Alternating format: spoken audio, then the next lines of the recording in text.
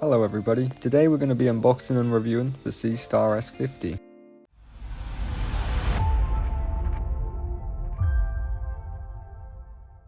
Starting off with the unboxing of this device, as you can see it says Seestar S50 in the top left, as well as the ZWO and the Seestar logo in the top right, as well as the Seestar app there in the top left. And at the bottom here it gives you a bit more information, as well as tells you about the tripod that is included in the box with this telescope.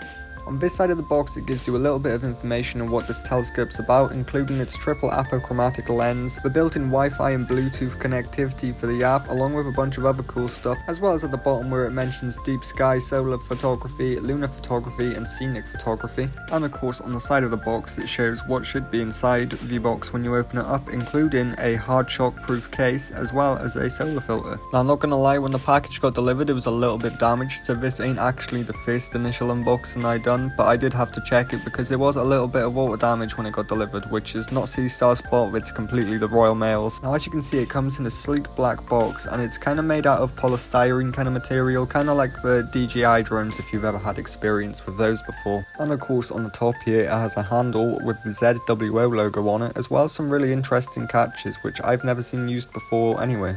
And of course once you open it up you are greeted with the great sight of your telescope, your tripod, and a few things sitting underneath your tripod. As you can see here, it's a very well made tripod. It has its own bubble level on the top here. Not that it's actually very useful, as I find my Seestar covers are bubble level quite a bit, but it does actually extend as well. You can extend the feet on it and it stands really solid, and I'm really happy with it, that's for sure. And next up we have a silica packet. I do not advise eating these as I did as a child, because it does send you straight to the A&E. But yeah, it's always useful to keep in there to keep the moisture out. And then of course we have a solar filter. Now I can assure you one thing, it definitely works and you ain't getting blinded if you look at the sun through this one. Of course this is a useful bit of kit if you are wanting to observe the sun itself, as it is really bright and it will just outright burn out your telescope. Next up in here you have yourself a USB type A to USB type C to charge your telescope of course, and I'm really glad they included the USB type A on this, because a lot of things nowadays include USB type C to USB type C and I don't own many USB type C plugs, so it's really not helpful at all.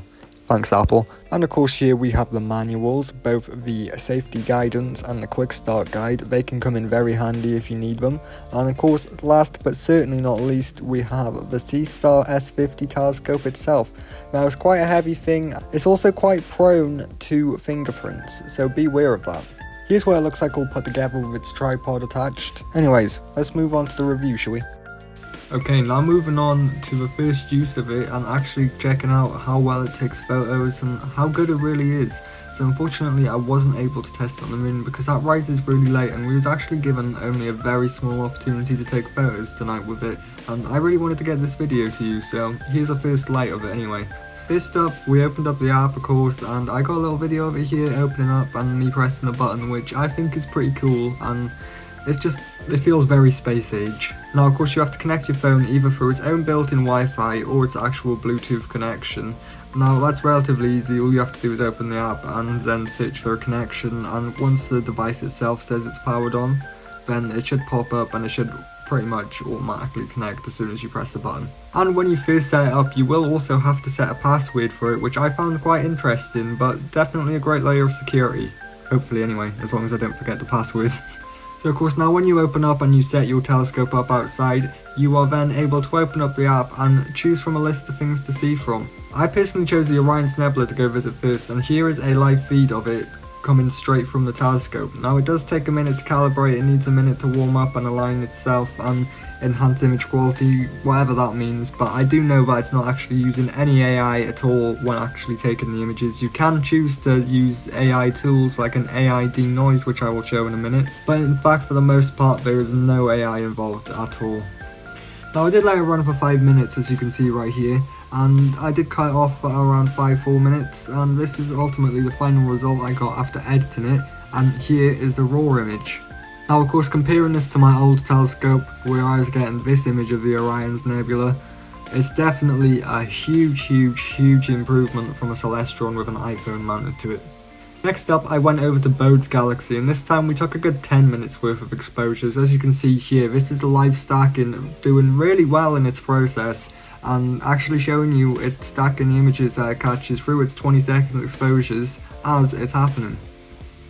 Now of course the Seestar's onboard stacking features help out really well with astrophotography, and it really brings out all those colours and all those details like seen in all these pictures here that I've taken so far with mine. Now of course you are also able to do solar photography with this as well, meaning that you can take pictures of the sun as long as you attach a sun filter. Now this is very important because you will damage your telescope if you do not attach this filter.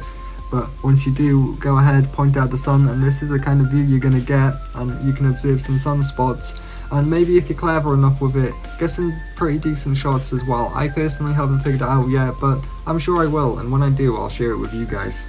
And as you can see, it's also got this other feature here, which similar to other stargazing apps where it shows you the current night sky, you're also able to locate your camera across the night sky as long as you know where you're going, and find everything that you want to see, and make sure you line up this little red rectangle with it, and then this little blue rectangle will make its way to it once you tell it to go.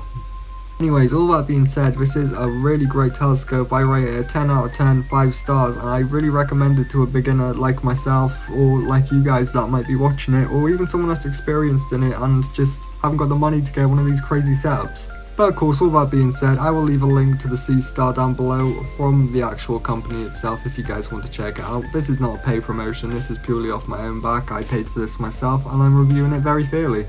And I honestly rate it a 10 out of 10, 5 star, probably the best telescope on the market right now. And of course, whilst you're down there, if you guys can hit that like and subscribe button as well, as it would really help me out, as I am a beginner astronomer myself. I only started this at the beginning of the year, and I've already grown quite far as it is, and I look forward to growing in the future, and like I said, producing more awesome visual content for you guys, as well as maybe teaching you a thing or two along the way as I learn myself.